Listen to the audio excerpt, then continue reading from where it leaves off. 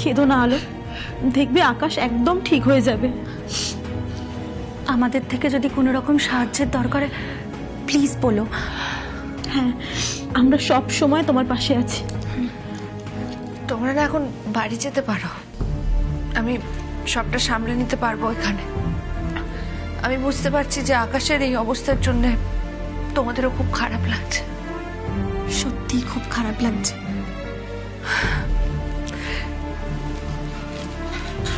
এই সব কিছু হয়েছে আকাশের অনিয়মের কারণে, আর তোমরা সেটাকে প্রশ্রয় দিয়েছো,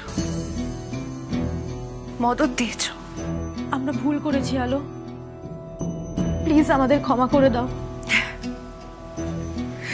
তোমরা যে নিজেদের ভুল বুঝতে পেরেছো এটাই অনেক। আলো, আকাশ আবার ঠিক হয়ে গান গাইতে পারবে তো?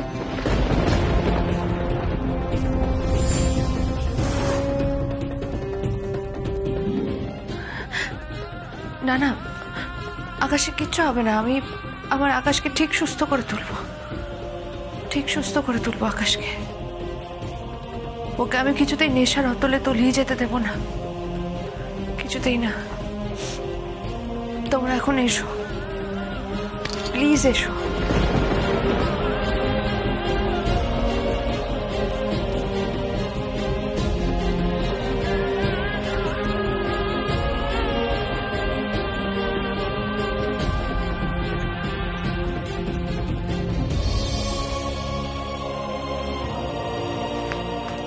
হ্যালো, আকাশ কেমন আছে এখন? ভালো নেই ভর্তা ভাই। তুমি আমাকে এত দেরিতে কেন জানালে?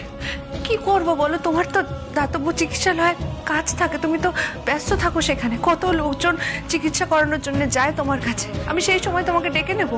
আচ্ছা ঠিক আছে, এখন আগে বলো ডাক্তার কি বলছে, মানে আমি কি ডক্টরের সঙ্গে কথা বলবো একবার? আমি তো তোমাকে বললাম ফোনে যে হার্টে ব্লকেজ ধরা পড়েছে, ইমিডিয়েট অপারেশন করাতে হবে। জাস্ট ভাবতে পারছি না, এইটুকু বয়সে এত বড় একটা অপারেশন। ছেলেটা তিলে তিলে নিজেকে শেষ করে ফেললো, ঝাঁঝরা করে ফেললো নিজেকে। সত্যি আমার জাস্ট কিছু বলার নেই। আর আমরাও তো আটকাতে পারলাম না, আমরাও তো তাই। সব আমার উপরে অভিমান করেই করেছে, সব আমার জন্য হয়েছে, সব আমার দোষ। না না, নিজেকে দোষ দিও না। যদি দোষ কারোর হয় সেটা আকাশের। দুঃখ বিলাসিতা ওকে চেপে বসেছিল, আর ওই নীরয় তো আছেই উস্কানি দেওয়ার জন্য। আচ্ছা বর্দা ভাই অপারেশন করলে আমার আকাশ ভালো হয়ে যাবে তো? আলো, ওকে ভালো হতেই হবে, আলো। ও ভালো হয়ে যাবে, কিন্তু তুমি আমাকে কথা দাও, তুমি কখনো আর ওকে একা ছাড়বে না, ওকে আগলে রাখবে তোমার ভালোবাসা দিয়ে। কোনো কালো ছায়া যেন ওর উপর না পড়ে, প্লিজ। সবসময় ওর সঙ্গে থাকবে। হ্যাঁ বর্দা ভাই, আমি আকাশকে আর কিছুতেই একা ছাড়বো না, আমি আকাশকে একা ছাড়বো না। আমি জানি তুমি ভয় পাচ্ছ ও তোমাকে অ্যাকসেপ্ট করবে কিনা, কিন্তু তাও তোমাকে ওর সঙ্গে থাকতে হবে, জোর করে হলেও। ওকে, তুমি পারবে তো? আলো, হ্যাঁ বর্দা ভাই, পারবো, নিশ্চয়ই পারবো, আমাকে যে পারতেই হবে।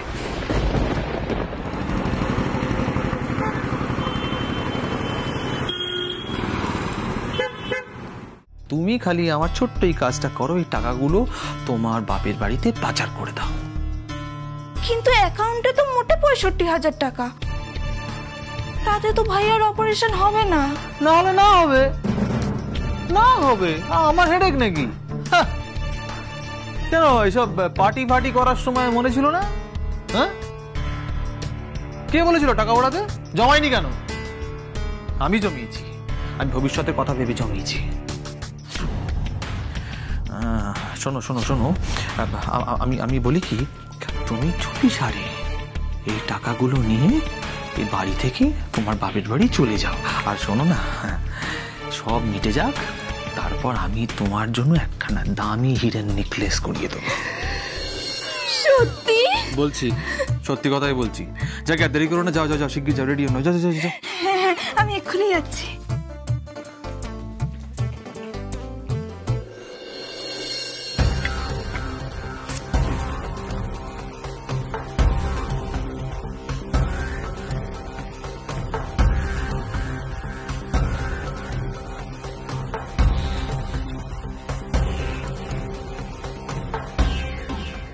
আমার টাকায় হাত দেবার আগে তোমার হাত ভেঙে আমি গুঁড়িয়ে দেবো আলো।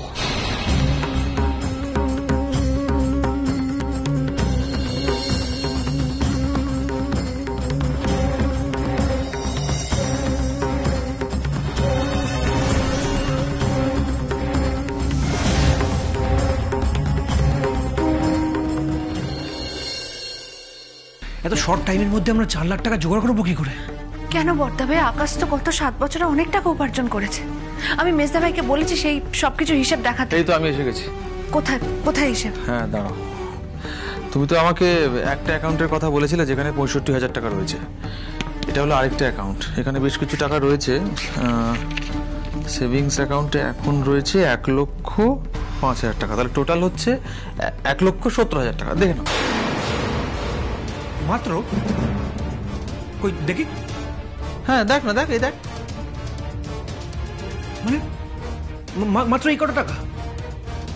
ও যে এতদিন এত টাকা উপার্জন করেছে, আর ক্যাশে যে টাকাগুলো রোজগার করেছে সেগুলো কোথায়? বর্দা ভাই সত্যি, তুইও তো দেখছি আলোর সাথে থেকে একদম অনুমতির বোকা বোকা কথা বলছিস। না, এই 7টা বছর কি তুই জানিস না আকাশের বিহেভিয়ার কি হয়েছিল, কি করেছে না করেছে, তুই তো সবটা জানিস। দিনের পর দিন পার্টি করা, ক্লাব যাওয়া, নেশা করা, বন্ধু বান্ধব নিয়ে আনন্দ ফুর্তি করা, এগুলোতে কি কম টাকা পয়সা খরচা হয়েছে নাকি? আরে বাবা, এই এত কিছু করতে গেলে আর ক্যাশ টাকাটা থাকবে কোথা থেকে? আর সবচেয়ে বড় কথা হলো, সেনগুপ্ত বাড়ির এতজন মেম্বার, তাদের খাওয়া খরচা কি কম? সেনগুপ্ত বাড়ির মেনটেনেন্স কি কম? আর আসল কথাটা তো তুই বলছিসই না। এইভাবে যে আকাশের এত নামডাক হয়েছে কিসের জন্য? যে শো অর্গানাইজ করা হয়েছিল, প্লাস আলোর লয়ারের জন্য কি কম টাকা খরচা হয়েছিল? এই সব কিছু করতে গিয়ে তো মার্কেট থেকে চড়া সুদে আমাকে অনেক টাকা ধার করতে হয়েছিল।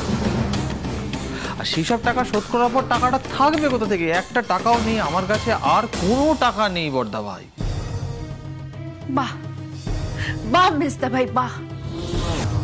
আপনার ভাই আজ হাসপাতালের বেডে শুয়ে মৃত্যুর সঙ্গে লড়াই করছে, আর আপনি বলছেন আপনার কাছে টাকা নেই। বাহ,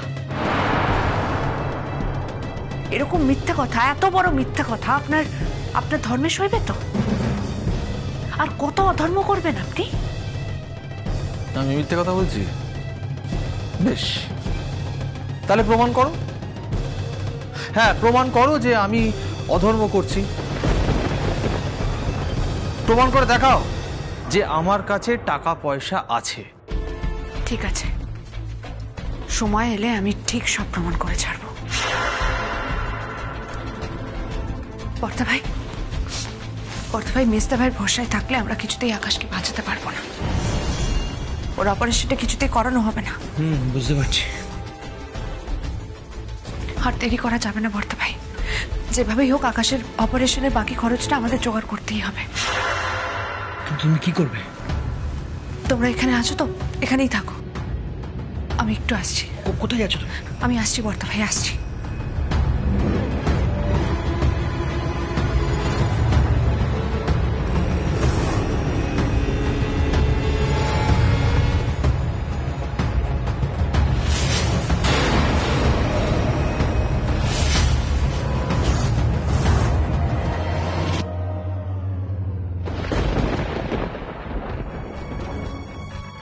সত্যি নিলয়, আজকে একটা কথা না বলে পারছি না। তোকে ভাই বলে ডাকতে না আমার জাস্ট ঘেন্না করছে।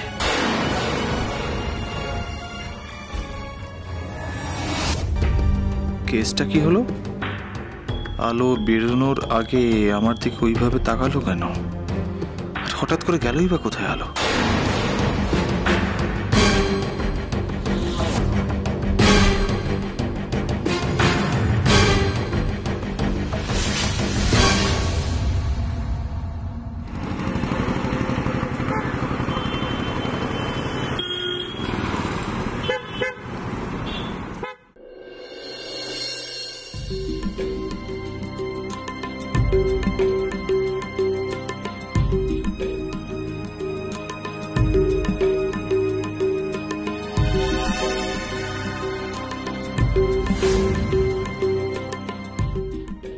বাবা, বসার ঘরে বর্দি ভাই ছাড়া আর কেউ নেই।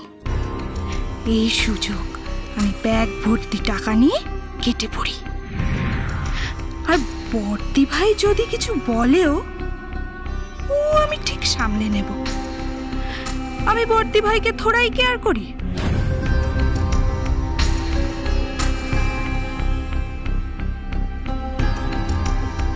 মেজো, কোথাও বেরোচ্ছিস তুই? তোমাকে নিয়ে না আর পারি না বর্দি ভাই। সেই পিছু ডেকে দিলে তো তোমার এই স্বভাবটা জীবনে বদলাবে না। এমা, এরকম করে কেন কথা বলছিস? তার কিভাবে বলবো? তুমি জানো না যে বাড়ি থেকে বেরোনোর সময় পিছু ডাকতে নেই? হ্যাঁ আমি জানি, কিন্তু হঠাৎ করে তোকে দেখলাম এত বড় ব্যাগ নিয়ে বেরোচ্ছিস, তাই জিজ্ঞেস করলাম যে হঠাৎ এরম ভাবে কোথায় যাচ্ছিস। না মানে সব ঠিক আছে কিনা সেটা নিয়ে চিন্তা হলো বলেই তোকে আমি জিজ্ঞেস করছি। চিন্তা হলো ন্যাকা গো। হেমা, নানা মেজর সত্যি আমার চিন্তা হলো বলেই তোকে জিজ্ঞাসা করলাম।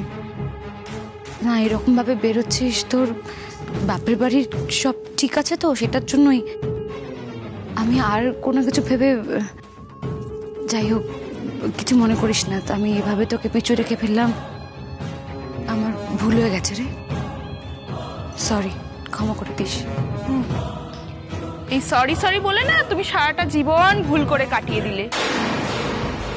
তোমার এই নাটকটা কবে শেষ হবে বলো তো? জীবনে তো নাটক ছাড়া আর কিছু শেখোইনি তুমি।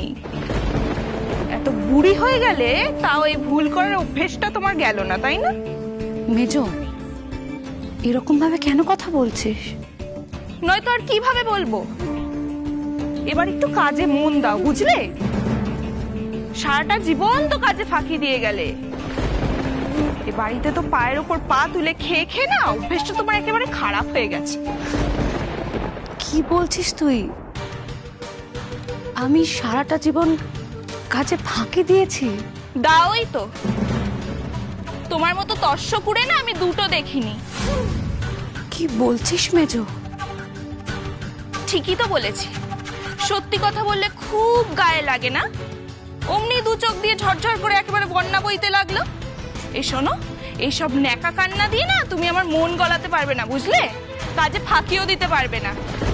আমি কিছুক্ষণের জন্য বাপের বাড়ি যাচ্ছি, এসে যেন দেখি সব কাজ হয়ে গেছে, আমি বলে দিলাম। ঠিক আছে, সব কাজ হয়ে যাবে। আসলে ভাইটা তো হসপিটালে ভর্তি, ভালো মন্দ এখনো কোনো খবরই পেলাম না। মনটাও সেজন্য একটু খারাপ হয়ে আছে। যত সব ঢং। আমি না ভাবছি একটু পরে একবার যাব হসপিটালে ভাইয়াকে দেখতে, বুঝলি? ও মা, তুমি হসপিটালে গিয়ে কি করবে? হ্যাঁ, ভাইয়ার চিকিৎসা করবে? তুমি আবার ডাক্তার হয়ে গেলে নাকি? কেন ডাক্তার হতে হবে? কেন আপনজনেরা বুঝি আপনজনদের দেখতে যায় না হসপিটালে? সে যে যায় যাক, তোমাকে যেতে হবে না। তুমি বাড়িতে বসে কাজ করবে। ওই ভাইয়ার জন্য হাসপাতালে গিয়ে হেদিয়ে মরতে হবে না, বুঝলে? কিন্তু চুপ। এতদিন ধরে অনেক কিছু সহ্য করেছি আমি। তুমি আমি অনেক জ্বালিয়েছো, সব কাজ করিয়েছো আমাকে দিয়ে, আমার ওপর ছড়ি ঘুরিয়েছো। এখন কিন্তু আর তুমি সেটা করতে পারবে না। কি বলছিস মেজো? আমি তোর ওপর ছড়ি ঘুরিয়েছি? আলবাত ঘুরিয়েছো। যাও গিয়ে নিজের কাজ করো। খালি নিজের কথাটা না ভেবে না এখন একটু বাড়ির কথাটাও ভাবতে শেখো, বুঝলে? শুধুমাত্র নিজের কথাটাই বোধহয় সারা জীবনে ভাবতে পারলাম না রে মেজো। সব সময় আমি শুধুমাত্র এই বাড়ির কথা ভেবেছি। এই বাড়ির প্রত্যেকটা মানুষ কিভাবে ভালো থাকবে সারা জীবন শুধু সেটাই ভেবে গেলাম আমি। খালি বড় বড় বাতেলা। না না না, একদম বড় বড় বাতেলা নয় মেজো, আমি একদম সত্যি কথা বলছি। সেজন্যই হয়তো নিজের জন্য কখনো আর কোনো কিছু ভাবতে পারলাম না। আর আজকে তুই আমাকে কথাগুলো বলছিস মেজো? আজকে তোরা ছাড়া, এই পুরো পরিবারটা ছাড়া আমার আর কে আছে আমাকে বলবি? থাকবেই বা কি করে? সারাক্ষণ অন্যের ভালো চাওয়া, অন্যের জন্য কাজ করার ভণ্ডামি করলে না নিজের আর কেউ থাকে না, বুঝলে? মানে মানেটা একটু মাথা খাটাও, তাহলেই বুঝতে পারবে। মাথায় তো একেবারে গোবর পোড়া, তাই কিছু ঢোকে না। নয়তো এরকম বেরোনোর সময় পিছু ডাকতে পারতে? অসহ্য। পিছু ডেকে এমনিতেই অনেক লেট করে দিলে তুমি আমার। এখন আমি যাই, বুঝলে? এসে যেন দেখি সব কাজ হয়ে গেছে।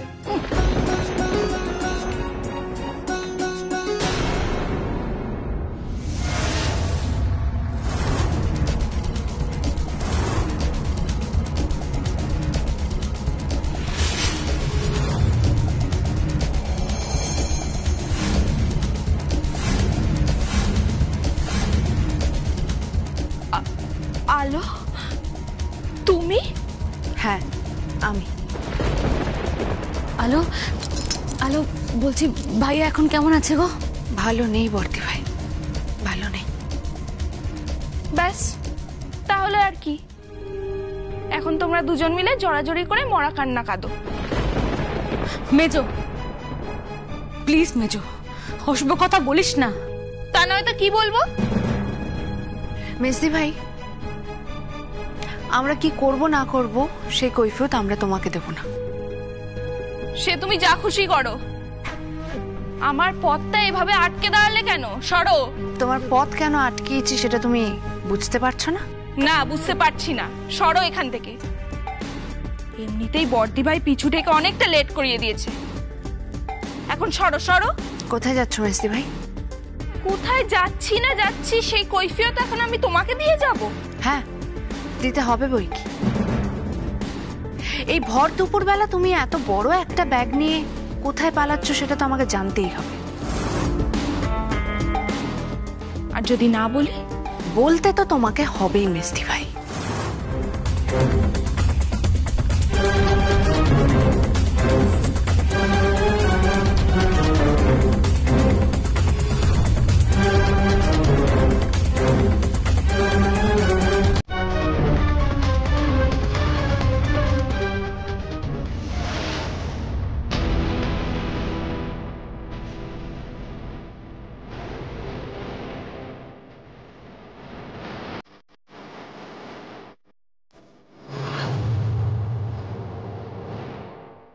কি হচ্ছে কি আলো? আমাকে বেরোতে দাও, আমার খুব জরুরি কাজ আছে। সেটাই তো আমি জানতে চাই মেজদি ভাই, তোমার কি এমন জরুরি কাজ আছে? না, তোমায় আমি বলবো না। তোমায় বলতে আমি বাধ্য নই। আলবাত বাধ্য। কি দুঃসাহস তোমার আলো! ভুলে যেও না, ভুলে যেও না আমি তোমার গুরুজন, তোমার বড় যা। আমার সাথে এভাবে তুমি কথা বলতে পারো না। অবশ্যই পারি। তুমি যে এতক্ষণ ধরে তোমার গুরুজন মানে বর্দি ভাইয়ের সঙ্গে এরকম ব্যবহার করছিলে তার বেলায়, তোমার থেকেই তো শেখা এইসব ব্যবহার। চুপ করো আলো, না হলে কিন্তু এক্ষুনি আমি আমার বরকে ফোন করব। ফোন করে বলবো তুমি আমার সাথে কি করছো। তখন দেখবে তোমার সাথে কি হয়। আমি কিন্তু তোমায় দেখে নেব বলে দিলাম। সরো, আমায় যেতে দাও। না, যেতে দেব না। আলো, আলো তুমি ওর পথ ছেড়ে দাও। ও যেখানে যাচ্ছে যাক, তা নাহলে বেকার বাড়িতে অশান্তি করবে। তো অশান্তি করলে হবে না তো। আমি জানতে চাই এই সময় মেজদি ভাই ব্যাগ ভর্তি করে কি নিয়ে পালাচ্ছিল। মুখ সামলে কথা বলো। আমি পালাতে যাবো কেন? হ্যাঁ, আমি কি চোর নাকি? সেটা তো এই ব্যাগের মধ্যে কি আছে সেটা দেখলেই জানা যাবে তুমি চোর কি চোর নও। দেখি তো মেজদি ভাই, ব্যাগটা দেখো, আমি দেখতে চাই ব্যাগের মধ্যে কি আছে। দাও। না, দেখাবো না। আমি আমার ব্যাগ তোমায় কিছুতেই দেখাবো না। দেখাতে তো তোমাকে হবে। ব্যাগে কি আছে সেটা না দেখালে তোমার কোনো মুক্তি নেই। এই, তুমি আমায় অমন করে মেজাজ দেখাচ্ছ কেন? হ্যাঁ, আমায় মারবে নাকি? না, গুরুজনদের গায়ে হাত তোলার শিক্ষা আমি পাইনি গো মেজদি ভাই, তাই তোমার গায়ে আমি হাত তুলব না। কিন্তু তোমার ব্যাগে কি আছে সেটা আমি দেখেই ছাড়বো। না, আমি দেখাবো না। এই বাড়ি থেকে যখন কেউ ব্যাগ গুছিয়ে বাইরে বেরোয় তখন সবাই কি ব্যাগ খুলে খুলে দেখায় নাকি? হ্যাঁ,